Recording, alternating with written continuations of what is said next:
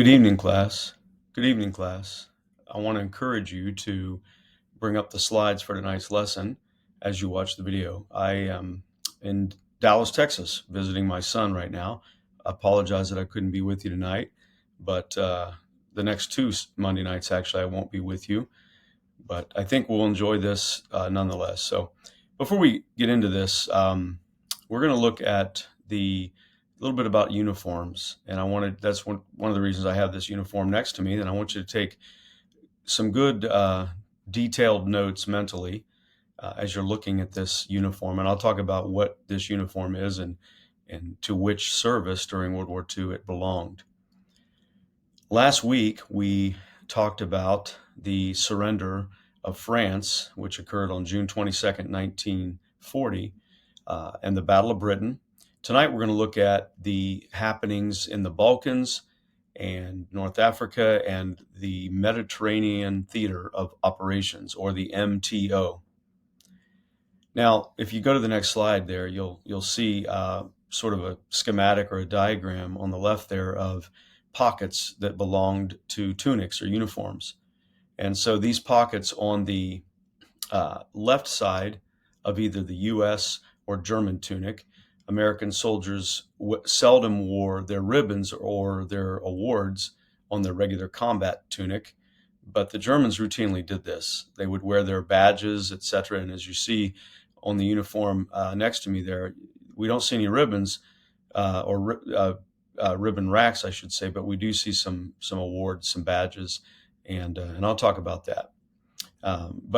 So as you're looking at the slide there, the award that you're looking at is the Iron Cross First Class. This was first established during the Prussian War of Liberation in 1813. The Iron Cross Second Class was the lowest and most common variant of the medal and was handed out or awarded for a single act of bravery in the face of the enemy. In this uniform next to me, we see that this is a recipient of the Iron Cross Second Class, which was, they didn't necessarily wear the cross around their neck. That was the Iron Cross First Class, but the Second Class award was meant to be worn as sort of a ribbon that you see tucked into the uniform, actually sewn into the button of the uniform. Now, award recipients, we don't call people that win or that are awarded military decorations award winners. Nobody wins the Medal of Honor. It's incorrect or improper to say that. We would say somebody received the Medal of Honor, or somebody received the Iron Cross First Class. So they would be considered award recipients. Now, next you see on the slide there, the Infantry Assault Badge. The Infantry Assault Badge. We looked at this last week on the SS uniform that I brought to class. Next, you see a Black Wound Badge, and that would be this badge right here on this particular uniform, a Black Wound Badge, denoting a third class award, meaning the soldier was wounded twice before during hostile action. A Silver Wound Badge, second class, meant that the recipient had been wounded 3 or 4 times, and a Gold Wound Badge meant that German soldier was wounded 5 times or more. The order of precedence, as these were worn, was also significant, with the highest level award or ribbon in the center, followed by, badge, not ribbon, worn in the center, followed by the next most important, worn in the lower right section of the pocket, and the lowest priority award worn on the lower left part of the pocket. Now, if you go to the next slide, or actually don't go to the next slide yet, for both German and United States troops, each award normally had a corresponding ribbon that was worn in what was called a rack, worn above the left pocket. American troops only wore or displayed their ribbon rack, also known as fruit salad, on their Class A dress jacket. A ribbon order of precedence was highest level award, always top to the wearer's right.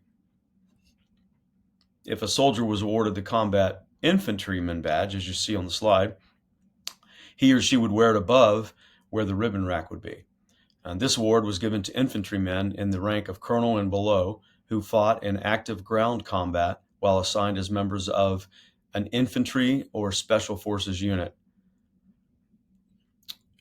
Any special weapon qualification award was worn in the center of the left pocket, as you see on the slide. Now, I'm going to show you, and I would have brought this to class if we'd have been in class tonight together, but this is my service coat. You can see my name tag there, so I'm not making this up. But this is my fruit salad. These are the ribbons that I was awarded while I was on active duty. And so the most important award that I received is this one right here. And you notice it's order of precedence. So it's on the top rack and it's closest to the middle of the uniform. And this is the Meritorious Service Medal. And so this is the Air Force Good Conduct Medal. And these little oak leaf clusters that you see there denote a subsequent award. So I ended up receiving this award 3 times while I was in the military. And then over here, we have the Professional Military Education. This is the Air Force Achievement. I'm sorry, not Achievement. Good Conduct Medal. This is the Commendation Medal. I think I said Conduct and I was wrong.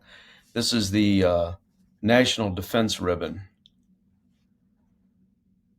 This is the Training Ribbon. This is an Overseas Long Tour Ribbon. This is Longevity.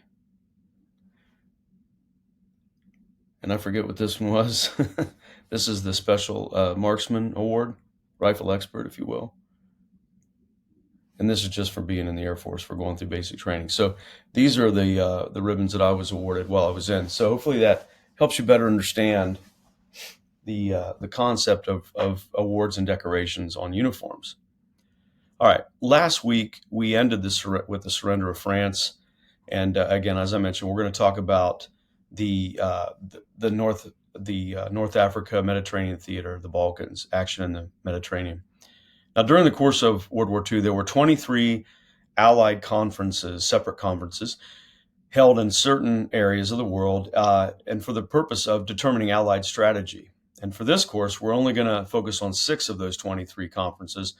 And I provided you a handout in Canvas so you could kind of easy reference and see what these conferences were not only called, but when they were held and what the main purpose of the conference was.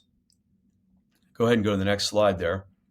One of the most controversial issues regarding Allied strategy during the war was the notorious Second Front controversy. Now, at the Second Washington Conference, held in the summer of 1942, Winston Churchill, the Prime Minister of Great Britain, President Roosevelt, sat down to discuss the opening of a second front in response to Joseph Stalin, who was the leader of the Soviet Union during World War II, in response to Stalin's demands. Both Churchill and Roosevelt were somewhat embarrassed because they knew that Stalin and the Russians had been really shouldering the lion's share of the fighting and dying against the Nazis. Germany, since the summer of 1941, had of course invaded the Soviet Union. We'll talk about that next week.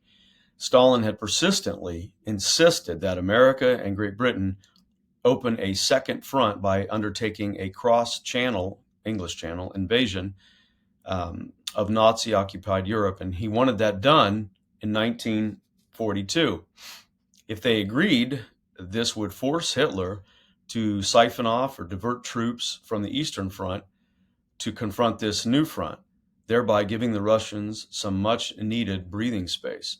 Hitler would then be forced into a two-front war. Well, U.S. leaders shared Stalin's desire for a cross-channel assault, but the British, however, disagreed. They wanted a more flexible approach, which was more in line with their political objectives. Churchill wanted to strike at what he called the soft underbelly of Europe, or Spain, Vichy France, Italy, and the Balkans. And this difference of opinion was reflective of how each nation viewed military strategy. What I mean by that is since the American Civil War, U.S. military leaders have been focused on the belief that the chief aim of strategy was the total annihilation of the enemy's ground force, and everything else was to be subordinated to that. British leaders placed much greater weight on political and economic interests of enemy territory. And this has been called a peripheral strategy as opposed to the American direct strategy. So, in keeping with his preference for a peripheral strategy, Churchill raised the idea of an Allied landing in French North Africa during the Arcadia Conference, and that operation was to be called Operation Gymnast. In the weeks following the Arcadia Conference, U.S. military leaders grew increasingly skeptical of Churchill's idea. Therefore, American leaders proposed an alternate plan in March of 1942 that called for a massive Allied buildup in England prior to a cross-channel invasion in the spring of 1943. And this was called Operation Roundup. They also proposed a smaller landing on the coast of France, Operation Sledgehammer, as early as the fall of 1942. Now, the British didn't approve of Sledgehammer or Roundup because the Brits didn't believe the Americans were really strong enough at that time to undertake such an operation as early as 1942. And of course, it turns out they were correct. The Americans weren't strong enough, didn't have their act together, if you will. Churchill met with Roosevelt at the Second Washington Conference and insisted that Roosevelt shelve plans for a cross-channel invasion in 1942. And in its place, Churchill urged a return to his proposal for a combined Allied landing in French North Africa.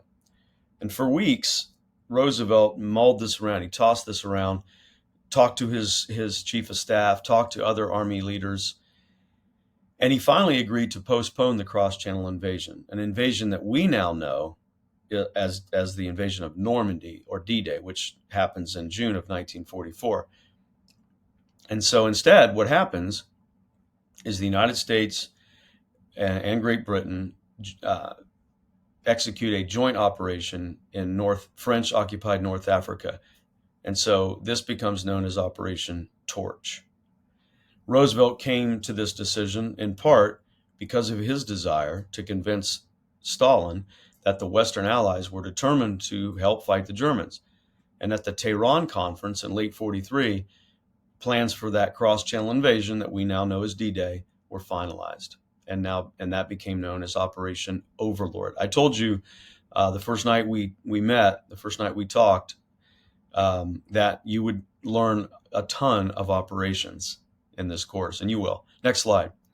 So after the Battle of Britain ended, Churchill saw that the key element for Britain was her navy.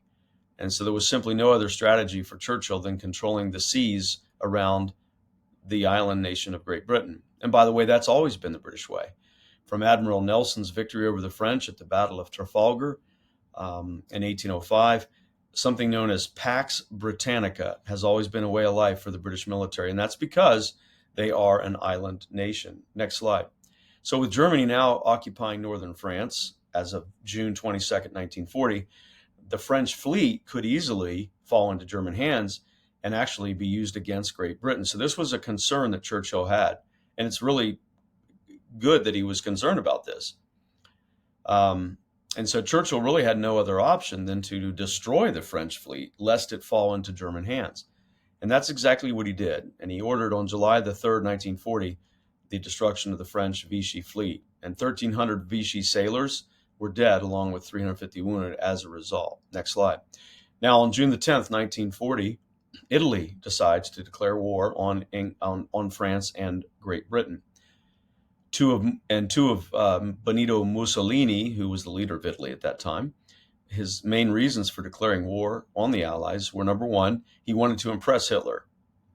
He wanted to show the Führer that the Italians could also coordinate blitzkrieg-style tactics and were a major player. Number two, Mussolini wanted French North Africa. He wanted it to himself.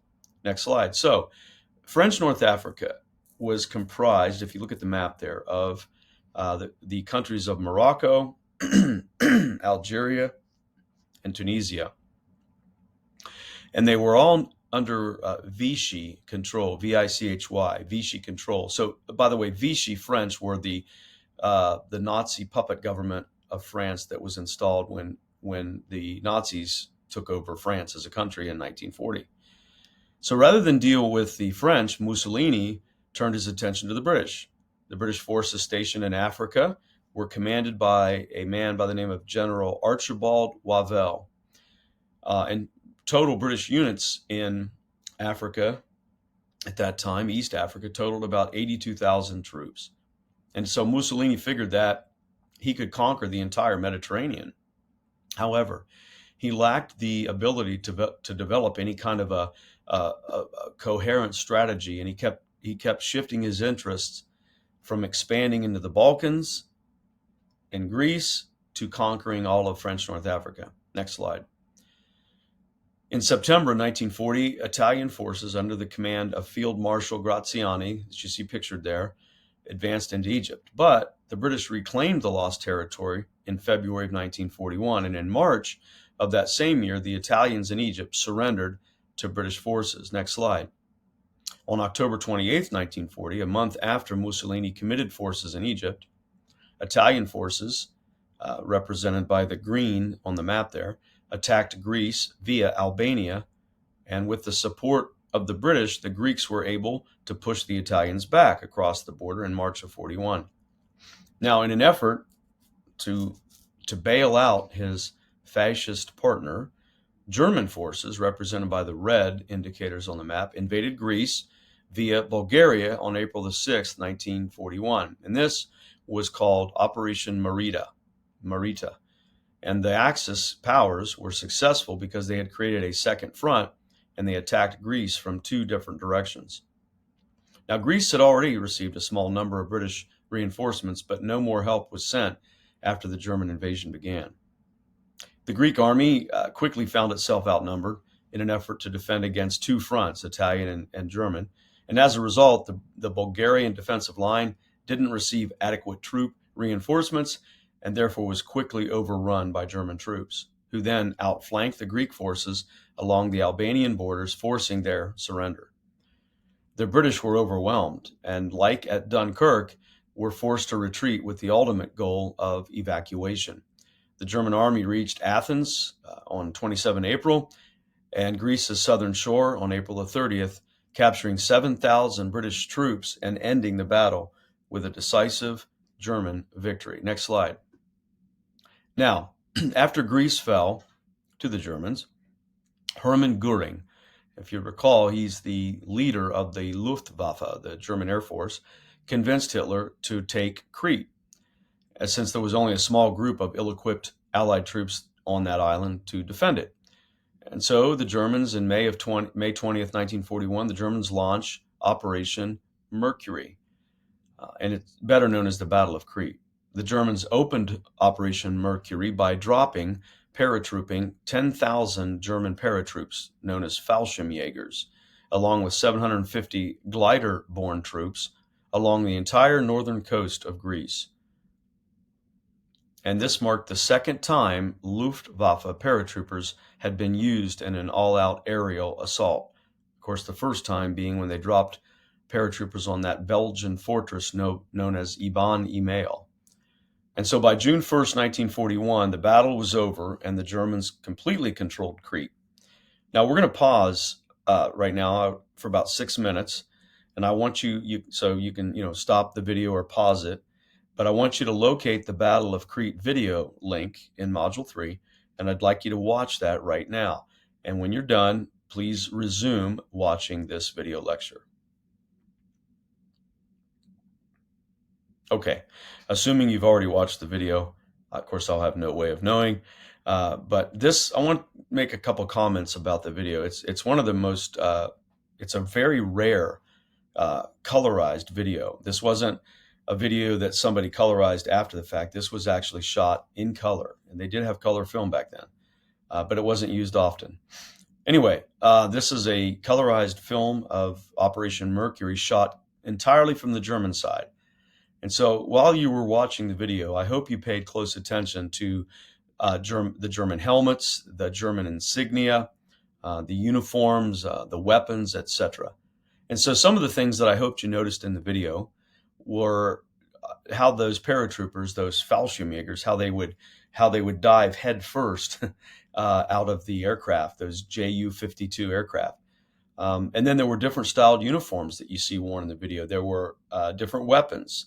Uh, there was the one paratrooper that threw a stick grenade, and I have a stick grenade here in my study, I think I probably you saw it last week.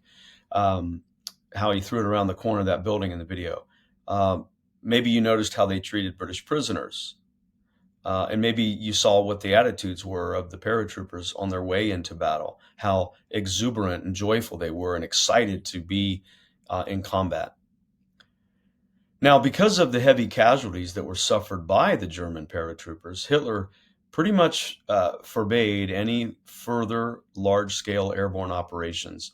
And so there was never another sole airborne German operation during the rest of the war. And while technically Germany was victorious during the Battle of Crete, we would call that a Pyrrhic victory. A Pyrrhic victory, spelled Pyrrhic. Now, what is a Pyrrhic victory? It's a victory that's offset by staggering losses.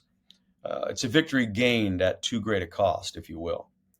And where does this term originate? Next slide. Well, in 279 BC, a brilliant Greek general by the name of King Pyrrhus was victorious over the Romans at the Battle of Asculum in southern Italy, and he was victorious at great cost. And so that gives us the term Pyrrhic victory. Next slide. Operation Mercury, or the Battle of Crete, was unprecedented in three respects. Number one, it was the first, as I mentioned already, the first mainly all airborne invasion in military history. It was the first time the Allies made significant use of intelligence from the deciphered German Enigma device, which we will discuss at length during Module 6. And then number three, it was the first time invading German troops encountered mass resistance from a civilian population. Next slide. So I want you to take a look at this image that you see there and look at these German Fallschirmjägers. Look at their uniforms. They would wear these smocks, if you will, and the guy on the right is wearing the splintered camouflage pattern, while the guy next to him wears a variant of what was called the mossy oak pattern. Notice also the collar insignia. You can see that on the man on the left. So yellow was the color of the Luftwaffe. Next slide. Now, one ironic outcome from the Battle of Crete was that the Allies were so impressed by the performance of German Fallschirmjägers, paratroopers, that they started to develop their own sole airborne formations or units. And so, in the United States, you had the U.S. 82nd Airborne Division and the 101st Airborne Division. And by the way, those two divisions still exist today. And then the British 1st Airborne Division. Now, if you look at that slide, you should recognize the guy on the right. That's me. The 82nd and 101st Airborne units were both activated in 1942. Next slide. Now, for Hitler, the Mediterranean campaign of 1940 and 41 presented really the perfect diversion for what he had in store for the Russians. In the fall of 1940, Hitler welcomed Romania into the Axis fold, and in March of 1941 persuaded Bulgaria to join as well. And after a coup, the new Yugoslav government refused to join Hitler, so he bombed Belgrade, Yugoslavia, on April the 6th, the same day his forces invaded Greece. A couple weeks later, the Yugoslav government capitulated and surrendered to Germany unconditionally, and this becomes known as the April War. It wasn't much of a war. Now, why were the Germans so successful in taking the Balkans? Well, next slide. There's three reasons, really. Number one, Mussolini's feeble attempts to gain territory in Egypt and Greece kept Britain tied up, so Hitler could turn his eyes on the Balkans. Secondly, General Wavell had to divide British forces, leaving some in North Africa and sending some to Greece to help the Greeks. And number three, Rommel, General Erwin Rommel, was sent to North Africa. And of course, this plays right into Hitler's hands, as it resulted in a substantial decrease of enemy forces that he was going to encounter in North Africa. Hitler was not about to let this golden opportunity slip, and so he orders his most successful general to North Africa in the spring, March of 1941, to help the battered Italians and to prevent a total Axis collapse in North Africa. Next slide. Field Marshal Erwin Rommel, arguably one of the greatest military minds of all time. He was called the Desert Fox by his enemies because he would continually outfox them, outmaneuver them, outthink them.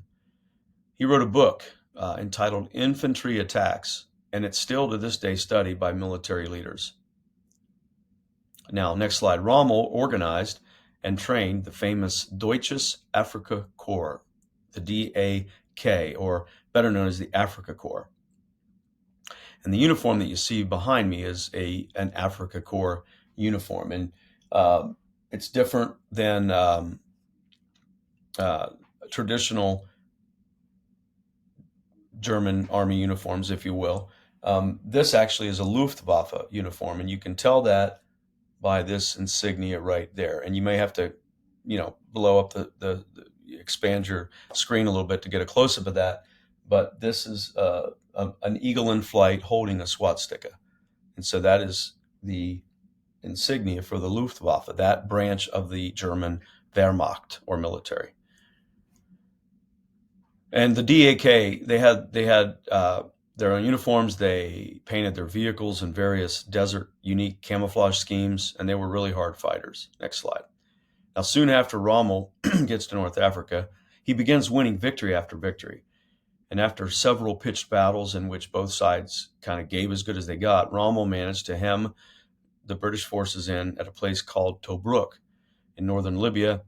And he captured Tobruk before the British could really get their act together and organize. And as a result, the Afrika Korps captured several thousand prisoners and much supplies. Next slide. Hitler was so impressed with Rommel's performance that he promoted him to the rank of Field Marshal, which was the highest regular general officer rank in the German army.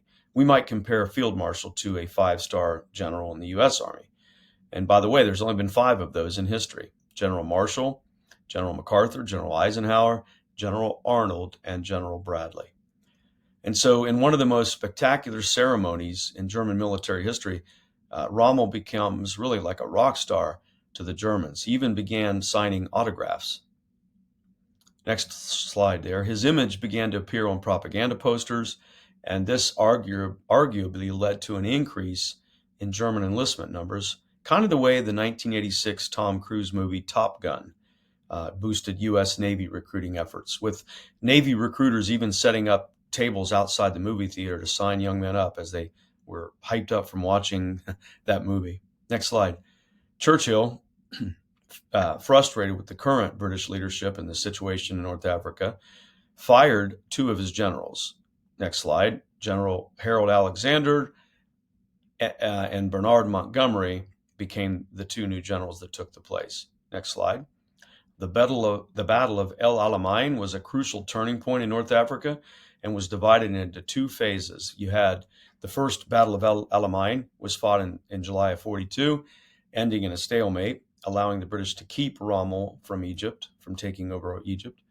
At the end of August, Rommel tried to break through the El Alamein position again, but he failed, mainly because General Montgomery had a copy of Rommel's operational orders. And this was huge because if Rommel had gained control of Egypt, Germany would control the Suez Canal and the oil fields in the Middle East. On October 23rd, 1942, the second phase of El Alamein begins and lasts until the first part of November. It ended with a decisive Allied victory, with Montgomery chasing Rommel all the way across North Africa. Next slide. Now, while Montgomery was busy in Egypt, keeping Rommel at bay, the Allies were planning the first massive invasion of the war into Vichy-occupied North Africa. I already mentioned this before. It became known as Operation Torch. U.S. sent their war planners to England, and at the Second Washington Conference, a plan was hatched to invade North Africa. Now, however, during this conference, 2 significant concerns were raised. Number 1, would the 120,000 Nazi-backed Vichy troops fire on American troops? In addition to over 100,000 troops, the Vichy also had 500 aircraft, several warships. Now, it was hoped rather, that as a former member of the Allies, the French would not fire on British and American forces. And as it turned out, they did fire on American troops as they hit the beaches at Casablanca. Number two, the British and Americans argued over where to land American forces. The British wanted the Americans to land near the border between Tunisia and Algeria so they could grab up the territory for themselves before the Germans and Italians did. The Americans, however, wanted to land on the Atlantic coast of French Morocco, and they got their way, and that's exactly what happened. President Roosevelt approved the U.S. involvement for a couple reasons. First, as I mentioned earlier, he was under pressure from both the American public as well as the Russians to act. And secondly, Roosevelt wanted American ground forces to actually clash with the Germans as soon as possible. Next slide. So this is Operation Torch. And the invasion would mark the first time American troops would fight in the Mediterranean theater. And it would also mark the first time that an American airborne unit, the 82nd, would be used in war. Now, General Dwight D. Eisenhower was given overall command of the Allied invasion force. So Operation Torch was set for November the 8th, 1942, and that's exactly when it occurred. Next slide. So here's the order of battle, if you will. And so when you're looking at military maps, you always want to think about what's called the order of battle. And you're looking at that on a map, and you're seeing the various units on the map. They're going to be given designators and sometimes some iconic symbols that are standard across the military will be on those maps. And so as you're looking at this map with me, we have the Western Task Force, comprised of the U.S. 2nd Armored Division, as well as the 3rd and 9th Infantry Divisions, and commanded by General George Patton. They landed on the Moroccan coast at Casablanca. Next slide. Or actually, sorry, not next slide, just kind of look with me on the same slide. A center task force made up the 1st U.S. Infantry Division and the U.S. 1st Armored, and that was commanded by General Lloyd Friedendahl. And then the Eastern Task Force was made up of the U.S. 34th Infantry Division, the British 78th Infantry, and 2 British commando units. And this was commanded by General Charles Ryder, and they landed at Algiers. Okay, now you can go to the next slide. After some hard fighting, the Vichy French surrendered on November the 11th, 1942, and Hitler was furious over their surrender, and he ordered German troops into southern France to take over the Vichy government. He then sent German troops from Sicily into Tunis, the capital of Tunisia, and by early February, the Germans arrogantly believed that they had the situation in hand, and they attacked the U.S. Second Corps and at the Battle of the Kasserine Pass in Tunisia on Valentine's Day of 1943. And now the battle only lasted 6 days, and American forces were virtually wiped out. Now, why? Why would that happen? Well, next slide. In early 1942, the 2 most prolific tanks in the U.S. inventory were the M3 Stuart tank and the light tank, and the M4 Sherman medium tank. Now, the terms light, medium, and heavy tank is important because that affects how, when, and where they're deployed into battle. Now, the Stuart tank that you see on the picture there, excuse me, the Stuart tank, light tank, was named after Confederate General Jeb Stuart. The Stuart only had 2 inches of frontal armor. It had a short 37 millimeter main gun. The Sherman, or medium tank, was named for Union General William Tecumseh Sherman, and it used a 75 millimeter main gun and was protected by about 2.5 inches of frontal armor. All told, there were probably 50,000 or so Shermans that were constructed during the war, and there were more variants of the Sherman than any other tank used during the war. By 1945, the Sherman was pretty much obsolete, with the many inherent and fatal shortcomings that were prevalent in that tank. Next slide. Now, both of these tanks proved to be no match for the German Panzer VI. better known as the Tiger tank. These Tiger tanks had been freshly rolled off the German assembly lines about 2 months before Operation Torch began. The Tiger weighed 54 tons, so it was a heavy tank, had 5 inches of frontal armor, and boasted the most powerful tank gun of the Second World War, the dreaded 88 millimeter. I'll talk about that more in a minute. Now, I'm going to move this a little bit, and I want you to look behind me.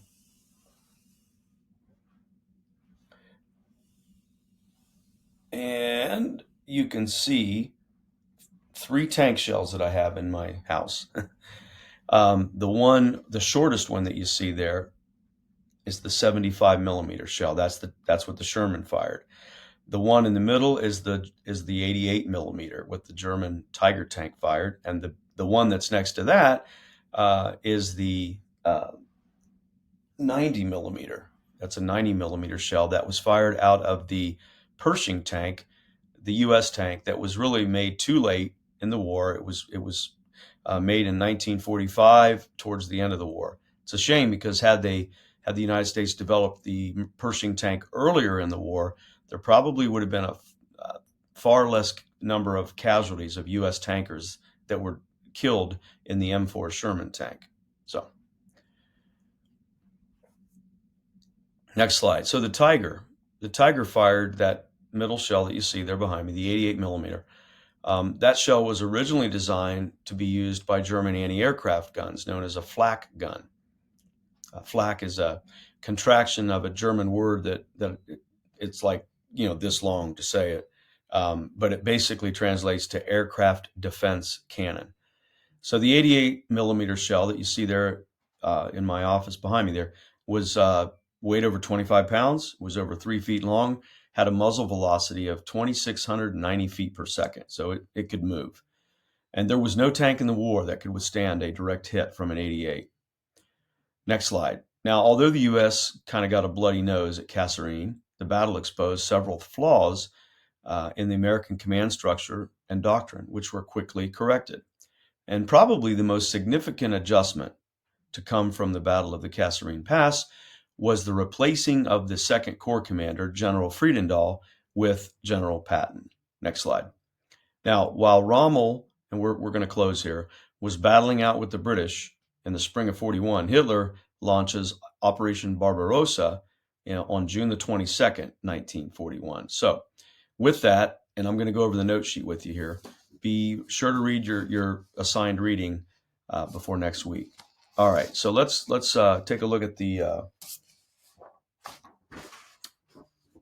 note sheet answers. I'm going to give you those for Module 3, Action in the Mediterranean and the Balkans. So, number 1, Churchill ordered the destruction of the Vichy fleet on July the 3rd, 1940. Number 2, French North Africa was comprised of Tunisia, Morocco, and Algeria. Number 3, initially General Wavell, W-A-V-E-L-L, was in command of all British forces in the North African theater. Number 4, Mussolini's primary objective in declaring war on France was to impress Hitler, and he wanted North Africa for himself. Number 5, in October 1940, Mussolini invaded Greece. Number 6, Hitler tried in vain to persuade Yugoslavia to join the Axis cause. Number 7, Hitler sent General Erwin Rommel to L.E.L. Agheila, I'll spell it, Agheila, in March to assist the Italians and prevent an Axis collapse in North Africa. Number 8, Rommel's nickname was Desert Fox.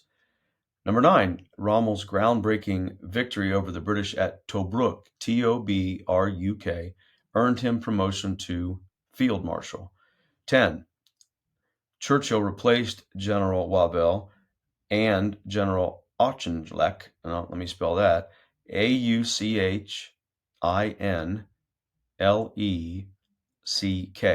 So he replaces Auchinleck and Wavell with General Alexander and General Montgomery. Number 11, the Battle of El Alamein, A-L-A-M-E-I-N, was the crucial turning point in the war for North Africa. Number 12, Goering, Goering, convinced Hitler to attack Crete, which was the first independent airborne, that's the answer, operation in history. Number 13, the Battle of Alam el Hafa. So that's Alamel-Halfa, was a German failure because Montgomery had Rommel's operation orders. 14, if Germany controlled Egypt, they would control the Suez Canal. 15, the plan for Operation Torch was finalized at the Second Washington Conference. Number 16, General Dwight D. Eisenhower was given command of all Allied forces in Operation Torch. Number 17, General George S. Patton was commanded the Western Task Force and landed at Casablanca. Number 18, Vichy, V-I-C-H-Y, troops surrendered to Patton on November 11th.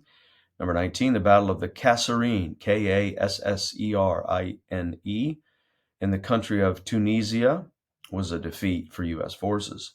Number 20, the U.S. M3 and Stuart tanks were helpless against the German Tiger. Number 21, following the embarrassing defeat at Kasserine, Eisenhower replaced General Friedendahl with Patton. 22, Charles de Gaulle changed the name of the Free French to the Fighting French after this battle, and I can't even pronounce it. Number 23, final Axis resistance in North Africa collapsed on May the 13th, 43, when the Italian First Army surrendered. 24, prior to 1940, Greece had only been invaded one other time in history, and we're going way back here, when Persian King Darius sent his forces to the plain of Marathon in 490 BC. And 25, Italian forces attacked Greece through the country of Albania. I'll see you next week.